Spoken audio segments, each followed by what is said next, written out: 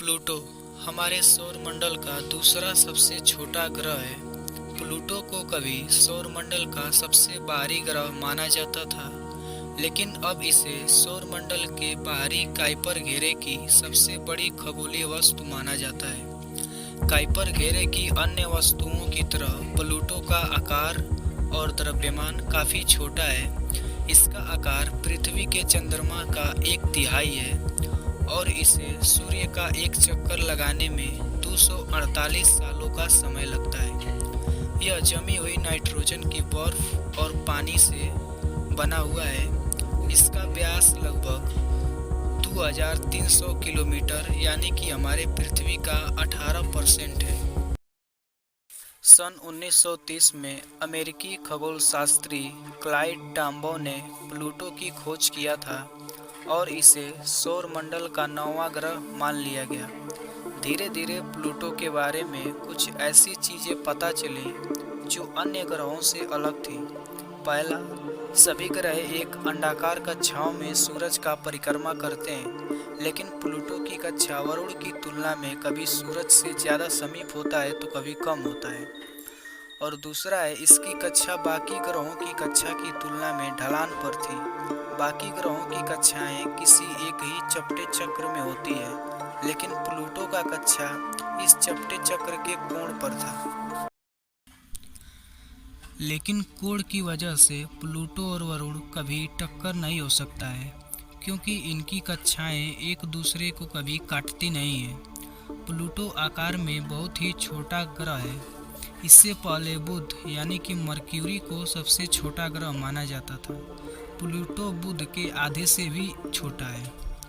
तो इन बातों से खगोल शास्त्रियों के मन में शंका बन गया था कि कहीं प्लूटो वरुण का कोई भागा हुआ उपग्रह तो नहीं है। हालांकि इसकी संभावना भी कम थी, क्योंकि प्लूटो और वरुण परिक्रमा करते हुए कभी ज़्यादा पास नहीं आते हैं। तो नासा के अंतरिक्ष शोधयान न्यू होराइजन्स को प्लूटो के अध्ययन के लिए छोड़ा गया। इसे 19 जनवरी 2006 को लॉन्च किया गया था, जो कि यह 9 वर्ष बाद 14 जुलाई 2015 को प्लूटो के सबसे नज़दीक से होकर गुजरा और उसने हमें बहुत सी जानकारियां दी, जिससे हमें इसके बारे में बहुत कुछ पता चला। पर क्या आप यह जानते हैं कि न्यू होराइजन स्पेसक्राफ्ट, जो कि प्लूटो पर जाने वाला पहला स्पेसक्राफ्ट था, इसके साथ ही प्लूटो के खोजकर्ता क्लाइड टॉम्बाउ की अस्थियां भी भेजी गई थी। यह किसी भी एस्ट्रोनॉमर के लिए बहुत सम्मान की बात है। लेकिन साल 2005 में जब एक और नए पिंड की खोज हुई थी, जो प्लूटो से भी बहुत दूर था और प्लूटो से लगभग 27% ज़्यादा मैसिव था, जिसका नाम रखा गया था एरिस। इसे इंटरनेशनल एस्ट्रोनॉमर्स यूनियन को प्लैनेट के डेफिनेशन को दोबारा से परिभाषित करने पर मजबूर किया और फिर साल 2006 के असेंबली में इन्होंने किसी भी पिंड को प्लैनेट कहलाने के लिए 3 शर्तें रखी थी।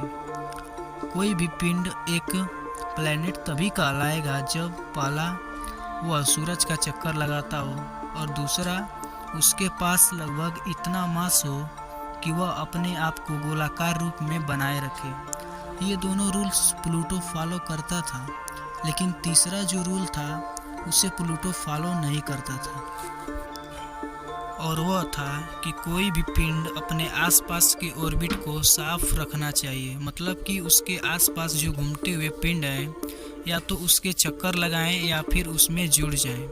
तो यह तीसरा रूल है जिसे प्लूटो फॉलो नहीं कर पाया, और इस वजह से इसे एक नए श्रेणी में डाल दिया गया।